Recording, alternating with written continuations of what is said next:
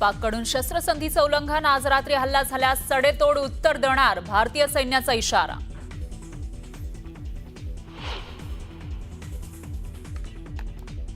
श्रीनगर ते नलियापर्यंत पाकिस्तानचे ड्रोन हल्ले, पाकचे सर्व हल्ले भारतीय सैन्याने हाणून पाडले. भारताकडून लाहोरमधील डिफेन्स सिस्टीम उद्ध्वस्त.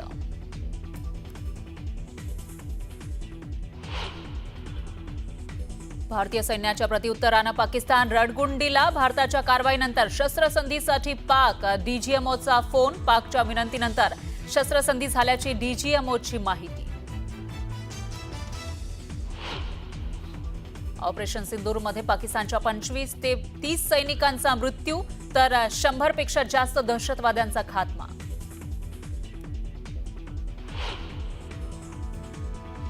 अमेरिकेच्या मध्यस्थीनंतर नाही तर भारताकडून स्वतःच्या अटींवर शस्त्रसंधीची घोषणा. तिथून गोळी झाडली तर इथूनही गोळी झाडली जाईल, पंतप्रधान मोदींची स्पष्ट भूमिका. ऑपरेशन सिंदूर असूनही सुरूच. भारतीय वायुदलाची एक्सवर पोस्ट. तर दहशतवादी सोपवणार असतील तरच पुढील चर्चा, भारताची भूमिका, सूत्रांची माहिती. भारतीय सेनेची धमक रावळपिंडीपर्यंत पोहोचली. ऑपरेशन सिंदूरवर संरक्षण मंत्री राजनाथ सिंग यांच्याकडून भारतीय सेनेचं कौतुक.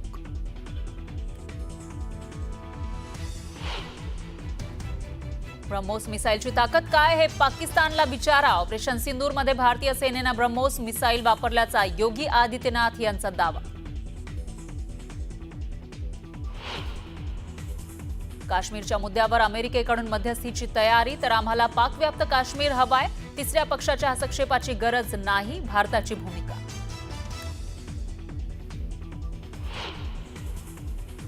सतरा मे पासून आयपीएल सुरू होण्याची शक्यता. भारत पाकिस्तान तणावामुळे आयपीएल केलं होतं स्थगित.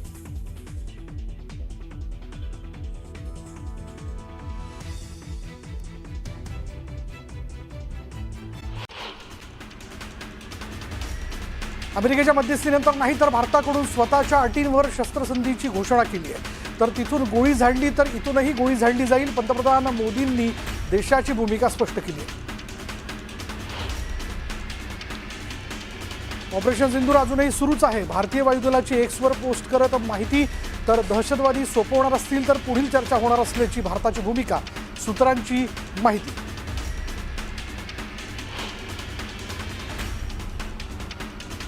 भारतीय सेनेची धमक रावळपिंडीपर्यंत पोहोचली होती. ऑपरेशन सिंदूरनंतर संरक्षण मंत्री राजनाथ सिंग यांनी ही माहिती दिली आहे. तर भारतीय सेनेनं पाकला सडेतोड उत्तर दिल्याचंही त्यांनी सांगितलं.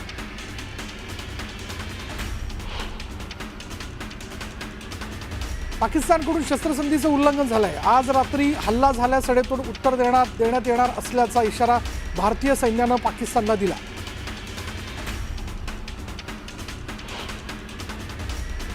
श्रीनगर ते नलियापर्यंत पाकिस्तानने ड्रोन हल्ले केले. तर पाकचे सर्व हल्ले भारतीय सैन्यानं हाणून पाडलेत. लाहोरमधील डिफेन्स सिस्टम उद्ध्वस्त केल्याची माहिती भारतीय सैन्यानं दिली.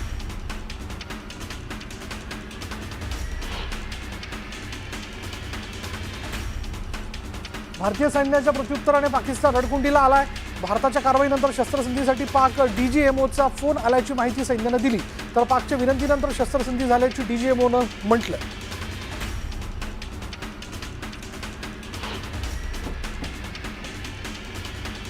राहुल गांधी यांनी पंतप्रधान मोदींना पत्र लिहिलंय. ऑपरेशन सिंदूर आणि पहलगाम आणि ताज्या घडामोडींवर संसदेचं विशेष अधिवेशन बोलावण्याची मागणी त्यांनी केली.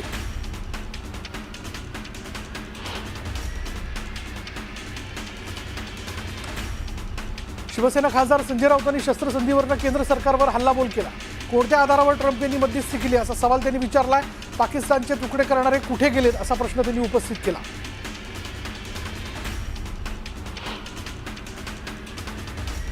पाकिस्तानला धडा शिकवण्याची संधी असताना माघार का घेतली असा सवाल संजय राऊतांनी उपस्थित केला. माघार घेण्याची काही गरज नव्हती असं राऊत म्हणाले.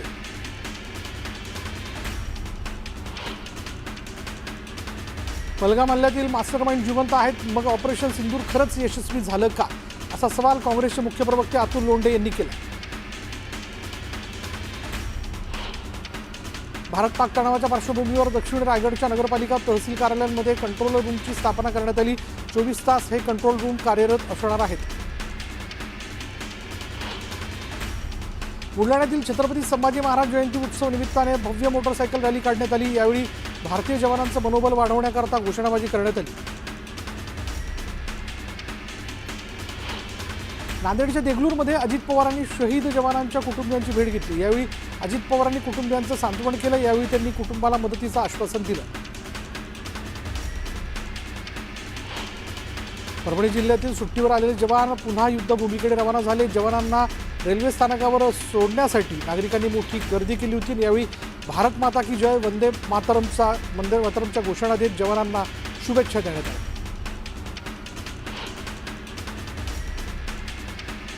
यवतमाळमध्ये पालकमंत्री संजय राठोड यांच्या नेतृत्व तिरंगा रॅलीचं आयोजन करण्यात आलं आणि भारतीय सैन्याचं मनोबल वाढवण्यासाठी मोठ्या संख्येनं कार्यकर्त्यांनी यात सहभाग घेतला। इंदापूरमध्ये तिरंगा रॅलीचं आयोजन करण्यात आलेलं होतं आणि यात सैन्य सेवेतील माजी सैनिकांसह मोठ्या संख्येनं नागरिकांनी सहभाग नोंदवला। दरम्यान भारत मातेचा जोरदार जयघोष करण्यात आला। जालन्यात वंचित बहुजन आघाडीच्या वतीनं तिरंगा रॅली काढण्यात आली। पहलगाम हल्ल्यातील पर्यटकांना श्रद्धांजली वाहण्याकरता ही रॅली काढण्यात आली। सांगली जिल्ह्याच्या वाळवा इथं तिरंगा रॅली काढण्यात आली। यावेळी हातात तिरंगा घेत भारत मातेच्या घोषणा देण्यात आल्या। परभणी शहरात आज बाईक रॅली काढण्यात आली। भारत पाकिस्तान संघर्षामध्ये भारतीय जवानांनी दाखवलेल्या शौर्याला सलाम करण्यासाठी ही रॅली काढण्यात आली। जळगावच्या चोपडा तालुक्यातील घोडगाव इथं शहीद जवान सुनील पाटील यांच्या स्मारकाचं अनावरण करण्यात आलं। यावेळी पालकमंत्री गुलाबराव पाटील, आमदार चंद्रकांत सोनवणे उपस्थित होते। गेल्या वर्षी कर्तव्यावरती असताना त्यांना वीरमरण आलं होतं। पहलगाम हल्ल्यामुळे यंदा वंचित बहुजन आघाडीचे प्रमुख प्रकाश आंबेडकर यांनी आपला वाढदिवस साजरा केला नाही, तर त्यांच्या वाढदिवसाच्या निमित्तानं अकोल्यात वंचित बहुजन आघाडीकडनं भारतीय जवानांसाठी रॅली काढण्यात आली। जळगावमध्ये शिवसेनेतर्फे तिरंगा रॅली काढण्यात आली। भारतीय सेनेचे मनोबल वाढावं आणि जवानांच्या शौर्याला वंदन करण्यासाठी ही रॅली काढण्यात आली। अमरावतीमध्ये एका नववधूनं स्वतःच्या लग्नाच्या वरातीत हातात तिरंगा घेत सहभाग घेतला।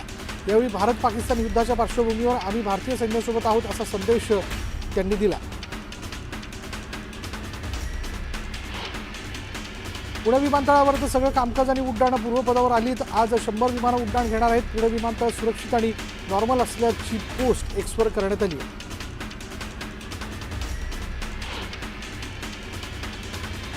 सांगलीच्या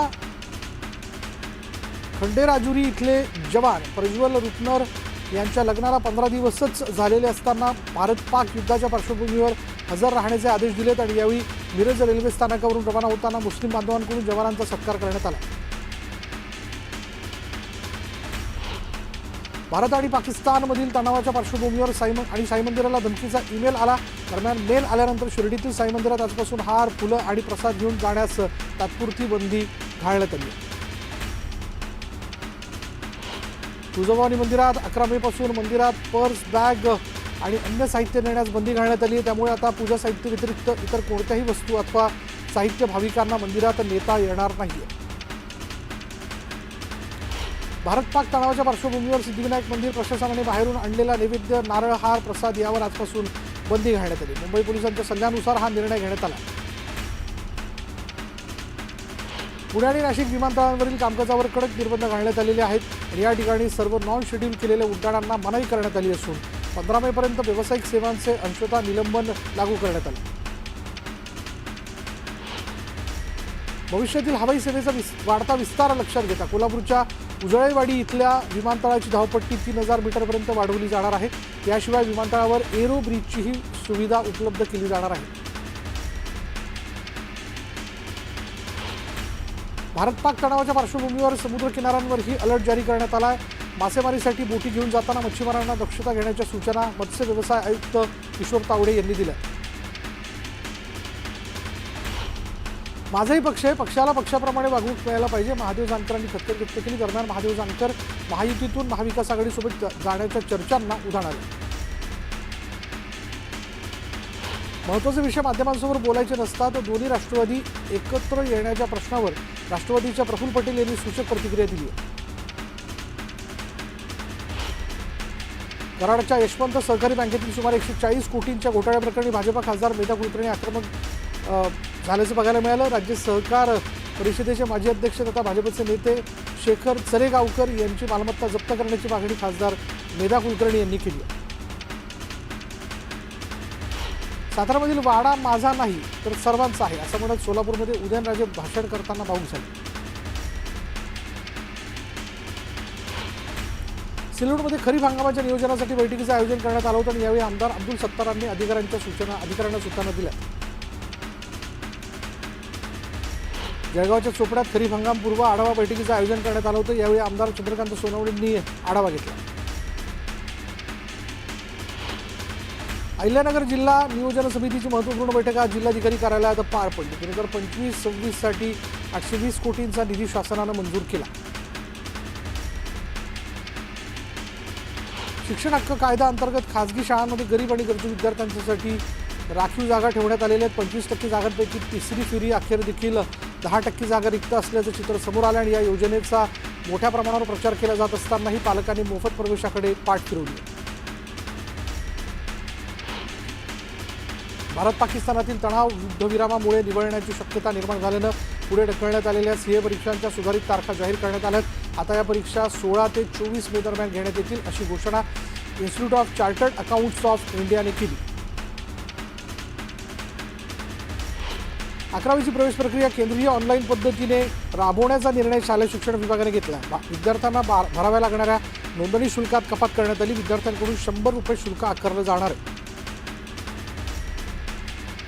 जिल्हा परिषद प्राथमिक शिक्षक संवर्गाच्या जिल्हा अंतर्गत ऑनलाईन बदली प्रक्रिया पुणे जिल्ह्यांसह संपूर्ण राज्यात सुरू झाली होती आणि त्याबाबतचं वेळापत्रक देखील जाहीर करण्यात आलं होतं. मात्र आंतरजिल्हा आपसी बदल्या झालेल्या शिक्षकांपैकी सेवाकनिष्ठ शिक्षकांची सेवा ही बदलीसाठी ग्राह्य धरावी यासाठी काही शिक्षक न्यायालयात गेले होते आणि या निर्णयाला न्यायालयानं स्थगिती दिल्यानं शिक्षकांना दिलासा मिळाला.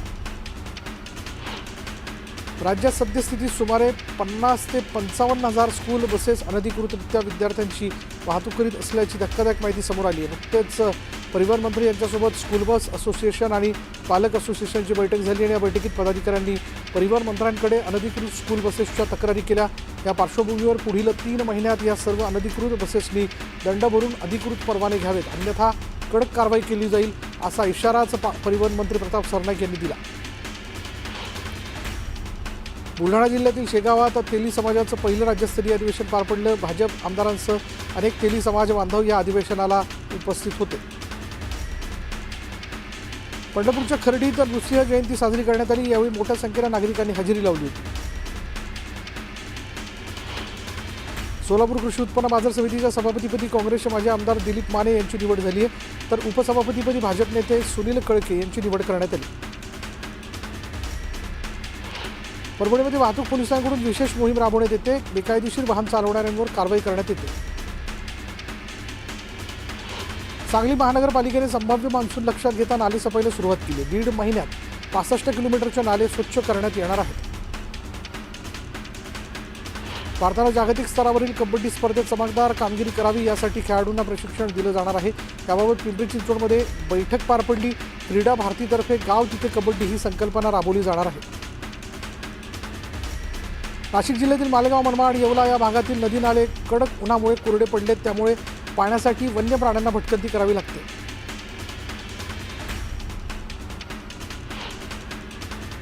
बीडमध्ये हॉर्न वाजवल्यानं बस चालकाला बेदम मारहाण करण्यात आली. जखमी बस चालकाला उपचारासाठी रुग्णालयात दाखल करण्यात आले. दरम्यान फरार टेम्पो चालकाचा पोलिसांकडून शोध सुरू आहे. बीडमध्ये हॉर्न वाजवल्यानं बस चालकाला मारहाण करण्यात आली. कणकवलीच्या गोवर्धन गोशाळेचं उद्घाटन करण्यात आलं. मुख्यमंत्री देवेंद्र फडणवीस यांच्या शुभ हस्ते हे उद्घाटन पार पडलं. भारतीय ट्रॅव्हल्स एजन्सी असोसिएशनकडून तुर्की आणि अझरबैजान विरुद्ध कडक भूमिका घेण्यात आली आहे. भारतीय पर्यटकांना या 2 देशात प्रवासासाठी जाऊ देणार नसल्याची भूमिका त्यांनी घेतली आहे. या 2 देशांनी पाकिस्तानला पाठिंबा दिल्यानं हा निर्णय घेण्यात आला.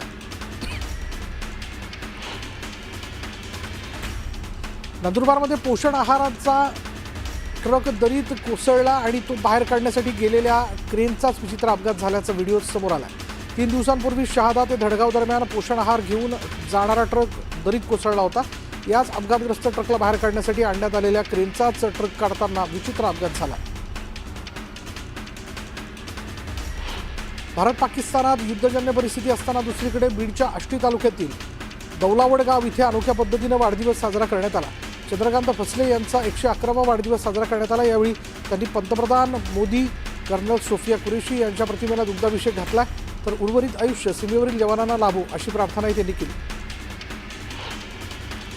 महाड तालुक्यातील माप्रळ पंढरपूर या मार्गावरील महाड ते माप्रळ या मार्गावरील कामं गेली 5 वर्षांपासून कासव गतीनं सुरू आहेत. खोदकाम आणि जुन्या मार्गांवर पडलेले खड्डे नागरिकांना यामुळे त्रास सहन करावा लागतोय आणि त्यातच अवकाळी पावसामुळे रस्त्यावर चिखल झाल्यानं वाहनांची चाकं रुतून बसत असल्यानं नागरिकांनी संताप व्यक्त केला. वर्धा शिक्षक परिषद तक्रार निवारण समितीचं आत्मक्लेश आंदोलन करण्यात आलं. शाळांच्या संच मान्यतेचा निर्णय रद्द करण्याची मागणी आंदोलकांनी केली आहे. नाशिक जिल्ह्याच्या ग्रामीण भागात अवकाळी पावसामुळे शेतीला मोठा फटका बसला आहे. तब्बल 3,307 हेक्टरवरील पिकं आणि फळबागा उद्ध्वस्त झाल्यात. 527 गावांमधील 14,000 शेतकऱ्यांचं नुकसान झालं. शिवसेनेच्या रायगडच्या जिल्हा प्रमुखांनी मंत्री उदय सामंतांकडील उद्योग खात्याच्या कारभारावर नाराजी व्यक्त केली. शेतकऱ्यांना विश्वासात न घेता पाईपलाईनची निविदा काढल्यानं जिल्हा प्रमुख राजा केणी यांनी MIDC कार्यालयावर मोर्चा काढण्याचा इशारा दिला.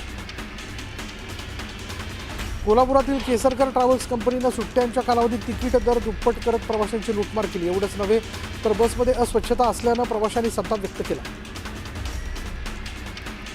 मावळमध्ये कृषी विभागाकडून उपविभागीय स्तरीय कार्यशाळेचं आयोजन करण्यात आलं. खरीप हंगामात करावयाची कामं याविषयी कृषी अधिकाऱ्यांनी कार्यशाळा घेतली आणि खरीप हंगाम कार्यशाळेत माती परीक्षण महत्त्व, बीज प्रक्रिया, फळबागेमध्ये CRA टेक्निकचा वापर या विषयावर सादरीकरण केलं.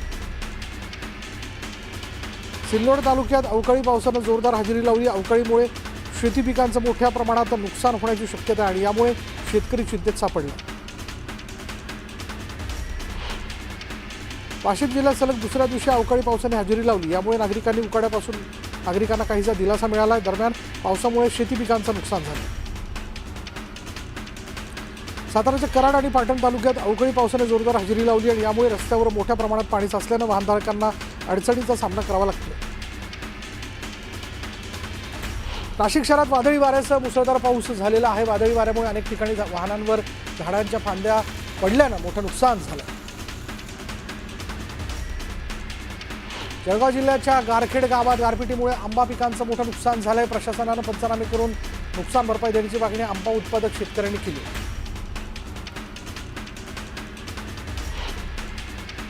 जालन्यात वाळू माफियांनी तहसीलदारांच्या अंगावर ट्रॅक्टर घालण्याचा प्रयत्न केला. यावेळी जीव वाचवण्यासाठी तहसीलदारांनी हवेत गोळीबार केला. या प्रकरणात 4 अज्ञातांविरोधात गुन्हा दाखल करण्यात आला.